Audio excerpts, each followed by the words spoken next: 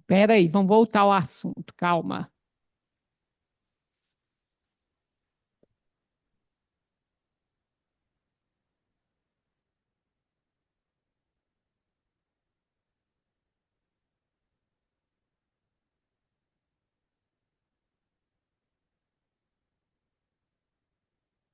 Então, gente, a questão é o seguinte: isso é uma experiência completamente individual, é o que nós estávamos falando. A Vanessa pontuou essa questão do espírito, né? Dos próprios recursos que o espírito traz, aí eu citei aqui o exemplo da Alcione, que tinha 3 anos, e ela tem uma serva que vai bater no cachorro e ela chama a atenção da serva, né? E aí a serva fala que ninguém estava vendo, era a hora que ela devia aproveitar para maltratar o cachorrinho lá que ele vivia aprontando lá no quintal. Aí ela vai lá, busca o crucifixo e mostra para a serva, fala: ninguém não, Jesus está vendo. Ela tinha 3 anos. Então, é uma conjunção de fatores, né, gente? Por isso que não tem lei, não tem uma regra. Isso é uma leitura muito individual. Tem a ver com o nível do que está acontecendo no exterior, o nível da pessoa que a criança convive, tem a ver com os recursos da própria criança, a evolução que ela tem para questionar ou não aquilo que ela está recebendo, né? Aí a TT perguntou dos familiares, é claro, né, gente, que a criança ser cuidada por alguém que tem um vínculo afetivo com ela é diferente. E existe babás e babás, existe creches e creches. Por isso que essa conjunção que vai dar, só Deus sabe. Então, vamos ver aqui, continuar a colocação aqui do James Hollis. Essa experiência é excessivamente personalizada pelo pensamento mágico, que diz que toda essa experiência é organizada para mim e diz respeito a mim. As conclusões resultantes também são exageradamente generalizadas, uma vez que só podemos avaliar o desconhecido através daquilo que conhecemos até aqui.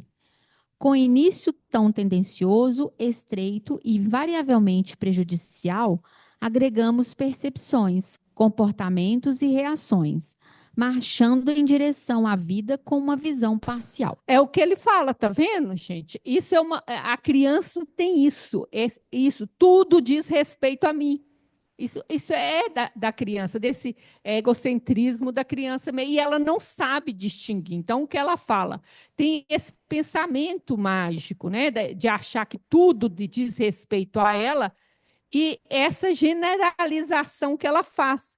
Agora, isso, gente, é tanto a leitura dela, dos pais, como ele lida com as dificuldades, que vai dar para ela a questão da cruz, se a cruz é pesada ou não, se o mundo é difícil, se o mundo é amedrontador, se o mundo é cruel, né? Hostil, ou se o mundo me acolhe direitinho, como também a visão dela mesma. Porque aquela mãe muito protetora, ela diz para a criança: tu é incapaz, tu é fraca, entendeu? E aí a criança também tem uma visão dela mesma a partir do olhar eu falo mãe, não é mãe, é cuidador do cuidador, né? Então ela vai ter isso também. Então esse achar a cruz, eu me senti injustiçada, né? Tem a ver com essa leitura desse. Será que eu leio esse mundo muito cruel, muito cobrador, esse Deus muito distante que me foi ensinado? Então, eu me sinto nessa injustiça, que eu não enxergo esse amor, esse cuidado, essa proteção que me cerca, né? Então, tem a ver com a leitura que eu tenho do mundo. E a leitura que eu tenho dos meus pais interfere no como eu vejo Deus. E, além disso, a leitura de mim, como que eu me vejo. Sim, eu caio, mas eu levanto com certo, eu dou conta. Eles acreditam em mim ou é muito protetor, eu me sinto frágil, não dou conta, né? Eu não consigo desenvolver os meus potenciais, que até a superproteção faz isso com a criança, tá? Então, é isso que ele está falando, é o conjunto dessas experiências infantis que vão determinar isso. E isso é importante para a gente questionar essas leituras que a gente tem do mundo, né? A gente tem que questionar isso, porque igual ele falou, uma experiência tão parcial e que determina o que eu entendo o resto da vida, o mundo adulto, né? A gente tem que questionar isso. Passa para ela. Sobre a religião, o Deus que foi me apresentado foi aquele lá na cruz, distante, eu olhando esse que me foi levado na minha infância, na minha adolescência e tudo. Depois que eu tirei Jesus, né, da cruz, porque e isso eu estou dando esse exemplo porque tem as outras coisas todas, né?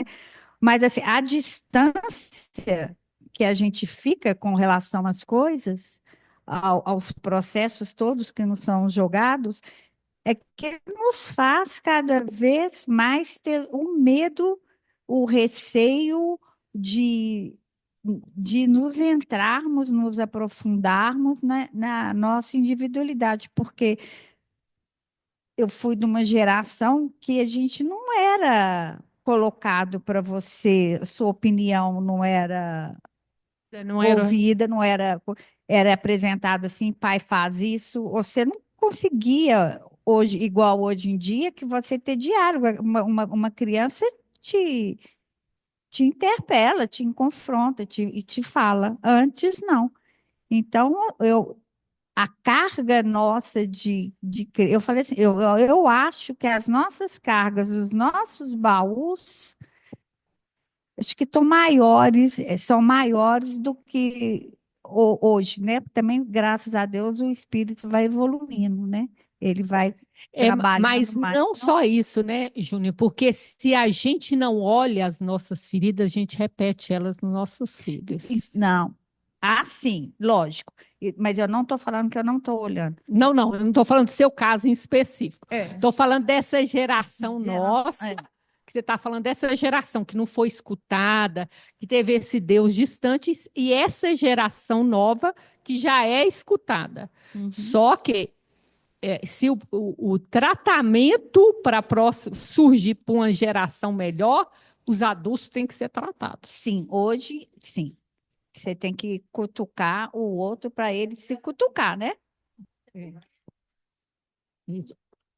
Até porque eles são os seus filhos, né? Então, é aquela que é o que está vindo de você. Então, você teve essa criação tentando não passar isso para os seus filhos, e seus filhos também vão tentar passar outros valores. Só que isso é uma tentativa consciente, gente. E é isso que a gente não entende. Então, eu tenho um pai muito castrador, muito rigoroso, e o que acontece? Eu tento não repetir, mas é uma tentativa consciente. O que acontece? Eu vou ser muito liberal com os meus filhos. E aí, como eu vou para o universo oposto, também vai dar errado. Simples assim. Então, o certo equilíbrio. A gente primeiro tratar a gente que automaticamente a educação melhora dos filhos, né? É isso. Como o inconsciente nos domina ainda muito, você traz essa repetição até você ter consciência dessa mudança, né? Exato. Por isso é que esse desejo consciente de não repetir é uma armadilha. Vocês lembram do caso do médico que eu trouxe aqui? Que ele veio para Belo Horizonte, que ele passava desejo, que tinha pouco dinheiro. Aí a filha veio, ele desejou não repetir. O que ele fez? Um cartão ilimitado. O que você acha do adolescente com um cartão ilimitado? Chegou em junho e tinha bombado, porque a única coisa que ela não fazia era ir na escola. O resto, tudo com cartão. Né, gente? Mas é isso que eu estou falando. Você conscientemente tenta evitar uma experiência que foi ruim na sua infância. O que você faz? Você joga no outro extremo. É esse que é o problema. E é o que a Vanessa colocou ali, que se está no nosso inconsciente. E como o nosso inconsciente nos domina, isso vai sair de alguma maneira. Tem que tratar a nossa criança. A pessoa deve aprender desde cedo a enfrentar os fenômenos existenciais como parte do seu programa evolutivo. Olha aí, a Joana está corrigindo a visão da gente de que eu sou injustiçada, já que o erro e o acerto, o eu ser eleita ou ser perseguida, ou ser incompreendida ou aceita, isso tudo faz parte do processo evolutivo. Então, por que eu estou me sentindo injustiçada? Isso faz parte da condição humana. Né? E todos nós vamos passar por esse processo evolutivo, então, uma hora acontece comigo, outra hora com você. Então, não tem cabimento eu queixar das minhas dificuldades, me sentindo injustiçada. Eu tenho que entender que isso faz parte da trajetória humana. E é o que ela está vindo aqui de novo. Está vendo? Deve aprender a enfrentar os problemas como parte do processo evolutivo. Então, gente, uma hora tem cruz, outra hora tem uma alegria. A vida é assim. Não tem jeito de não ter problema, de não ter prova, não ter desafio. Não tem. Para isso que você reencarnou. Então, não tem cabimento eu me sentir injustiçada. É da condição humana de encarnado, é assim. Da vida humana. Uma hora você vai adoecer, né? É isso. Terminar o que ela... O que vale significar que, se dando conta da própria sombra, se dando conta da própria sombra, não deve transferir para o trem, mas cuidar de diluí-la mediante a compreensão das ocorrências. Então, só explicar essa parte primeiro, então. Então, gente, o que a Joana está falando? Ó, o que é a sombra? Aquilo que eu desconheço em mim. Às vezes, ela pode ser mais difícil de aceitar, porque significa aquelas partes em mim que não são evoluídas, trabalhadas, minhas dificuldades, né? E meus defeitos, que eu não quero aceitar, né? Então, o que ela fala? Tudo isso, esses fenômenos existenciais, eles fazem parte do progresso evolutivo. Então, eu não devo vamos dizer, jogar essa sombra no outro, ou seja, a projeção. Eu tenho que compreender a circunstância. Então, quando eu erro, eu tenho que aprender a confrontar com essa sombra minha. E não fugir do erro colocando a responsabilidade no outro, que é a famosa justificativa. Eu fiz isso porque fulano gritou. Eu fiz isso porque o governo tirou meu benefício. Eu fiz isso porque, entendeu? Eu delego a responsabilidade. Olhe, por que você errou? Quando eu estou fazendo isso, eu estou assumindo a responsabilidade e estou crescendo com o erro. Enquanto que da outra, eu estou fugindo e delegando a responsabilidade para o outro. Não estou entrando em contato com a sombra. Sim, eu fiz aquilo porque eu estava com inveja de fulano. Então, vamos trabalhar a inveja. Entendeu? O que estava por trás do erro? A sombra tem uma vestidura moral em contínuo confronto com a personalidade ego, exigindo, por isso mesmo, o grande esforço de igual magnitude moral, para conscientizar-se, compreendendo e aceitando os fenômenos perturbadores que lhe ocorrem como inevitáveis. É isso, gente. A sombra vai nos confrontar. O que faz? A gente muda o comportamento, fica num comportamento muito luz, distanciado do lado sombra, do lado difícil, do lado ciumento, do nosso lado invejoso, do nosso lado mais primitivo. Vem a circunstância da vida e me passa a rasteira. Aí eu me pego gritando com o outro, magoando o outro, né? Então eu me pego é aquilo que você falou, quando o conteúdo inconsciente me toma, eu falo coisas que eu não devia, eu falo coisas que eu não queria. Isso é que chama complexo. Tomou o ego, ou seja, um conteúdo emocional meu que eu não estou trabalhando.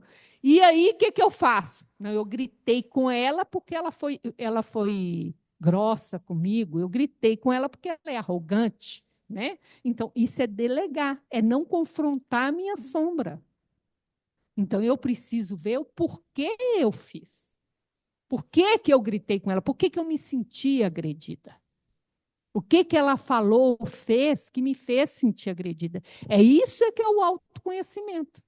É eu ir atrás dessa parte moral da sombra. E é me confrontar. Não sou uma pessoa tão paciente, é até que alguém faz você perder ela, né? Aí você põe a culpa no outro, mas você não vê o que foi. O outro é só o detonador, é o interruptor que fez você perder a paciência por causa de quê? É essa pergunta que você precisa. Que ferida sua que ela tocou, entendeu, gente? É isso que a Joana fala. Tem uma vestidura moral em contínuo confronto da personalidade ego. Então, aquela pessoa que achava a mãe da paciência acabou de descobrir que não é. Volta para o equilíbrio. Em algumas circunstâncias eu sei para ser paciente, em outras eu tenho que observar, porque quando alguém fala isso comigo, eu viro uma onça, então eu tenho que trabalhar isso aí, né?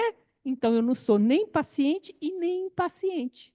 Tem horas que eu sou uma coisa, eu sou a outra. Agora, olha a hora que você perde, o que foi que aconteceu, o que foi que o outro falou, o que o outro fez. Porque vai falar sobre sua sombra. Entendeu, gente? Ou não? A sombra leva o confronto moral. O ego não pode ficar só na luz. Ele não é luz. Ele tem que ter o equilíbrio. O equilíbrio é o autoconhecimento. Ninguém aqui é anjo.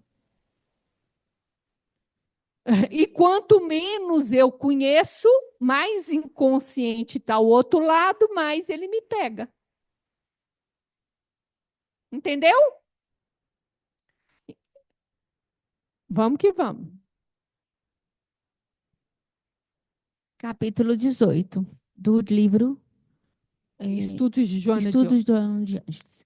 O discurso de transformação moral em que se nega a condição atual, sem perceber que existe aí um processo de repressão e imposição psíquica que produzirá danos no futuro. Então, gente, olha bem. Para me transformar, a primeira coisa que eu tenho que fazer é me aceitar.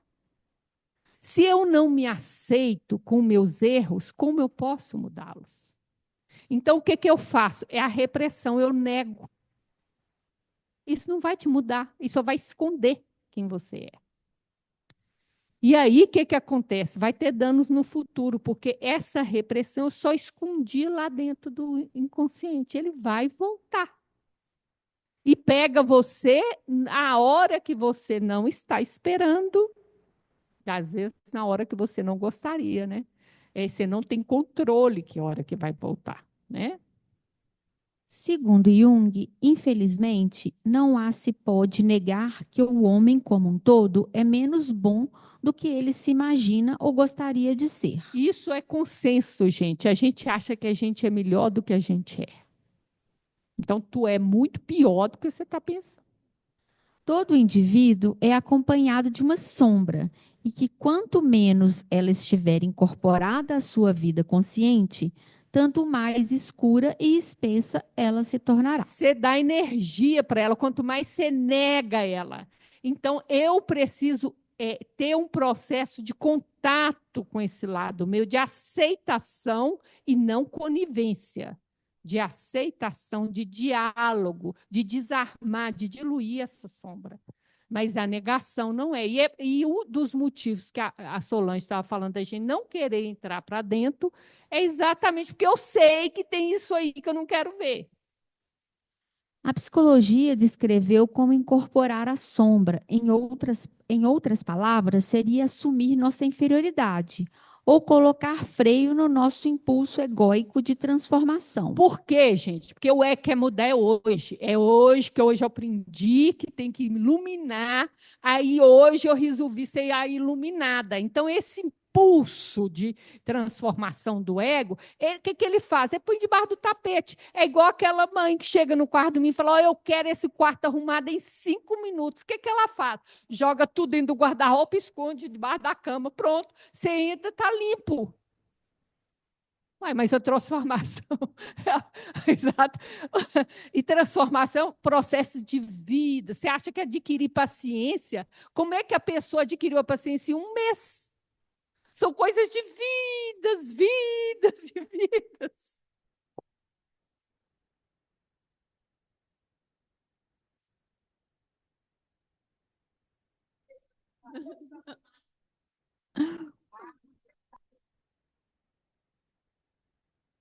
É. Então, a, ps- a psicologia descreveu como incorporar a sombra em outras palavras. Já li você porque tem uma continuidade ali. A psicologia descreveu como incorporar a sombra. Em outras palavras, seria assumir nossa inferioridade ou colocar freio no nosso impulso egóico de transformação, para evitar a formação de novas máscaras e se permitir viver ao longo e milênios uma transformação de dentro para fora. Milênios! E a pessoa quer mudar no mês. Milênios! Aí o que ela faz? Você forma máscara. O que é a máscara, gente? É isso. Não, agora eu entendi que a paciência é importantíssima. A partir de hoje, eu sou a paciência em pessoa. É máscara. Entendeu? Isso é máscara. E aí também não tem jeito. Você pode até fazer isso, mas eu vou te. Nem sempre faz de maneira consciente, tá, gente? Às vezes a gente quer isso por causa desse impulso egóico de transformação mesmo. Aí o que acontece? A vida vai te derrubar. Porque esse conteúdo que você escondeu, a tua impaciência que você escondeu todinha, ela uma hora te toma para te mostrar que você não é. Então, o que Jona falou? Esse impulso de querer mudar é o que faz uma coisa que é longo, que é milênios, a pessoa quer conseguir. Eu sou a favor dela vir em doses homeopáticas. Porque quando ela vem cavalar, pior. É isso, gente. É mais eu descobri o cachorro bravo que tem dentro de mim, é eu pôr ele na coleira, é eu conseguir meio um adestramento dele, eu agir de olho nele, eu tolerar essa tensão. É mais sobre isso do que eu pegar o cachorro e esconder ele lá atrás, que ele vai vir. Ô, Vânia, é mais assumir a nossa inferioridade, lembrar que a gente está mais para macaco do que anjo, né? Nesses impulsos egóicos de transformação que a gente não faz, né? Porque o que a gente nega, a gente se submete. E o lustro social não vai resolver as nossas questões íntimas, porque uma hora ele vai ser apresentado de outra maneira para você viver aquilo que você precisa. E confronta o ego, né? Confronta com a verdade, né? Os fatos são confrontados, né? Então, gente, dá para ir mais um pouquinho? Vamos lá, mais. A maioria, no entanto, não a aceita como inerente. A sombra, não aceita a sombra. Não a aceita como inerente, elemento constitutivo de todos os seres, portanto, presente em todas as vidas. A gente quer ser luz, pensando em ser luz, só isso. Pensei, a partir de hoje sou luz. Rejeitar ou ignorar a sombra é candidatar-se a conflitos contínuos que poderiam ser evitados, caso se reconhecesse a ocorrência desse fenômeno próprio do ser humano. Ela faz parte do ser, de igual forma para o ego, o self e de todos os demais arquétipos, que são as heranças do largo trânsito da evolução. Então, o que que a Joana está fazendo, gente? A sombra faz parte da nossa Constituição. Então, ela está citando aí, a sombra é um arquétipo, o self é um arquétipo, o ânimos é um arquétipo, né? Tudo isso são arquétipos, são vários, faz parte do ser humano ter sombra. Então, não adianta você querer negar isso. Tá? Então, é como lidamos com a nossa sombra. É essa que é a questão. Isso, a gente tem uma resistência muito grande, uma rejeição a nós muito grande, e que tem a ver com essa. Eu acho também que tem a ver com essa educação castradora que nós vimos hoje, da punição e recompensa, não da reflexão, que vai criando esse distanciamento desse lado nosso de erro, né? Da sombra, das dificuldades e tudo mais.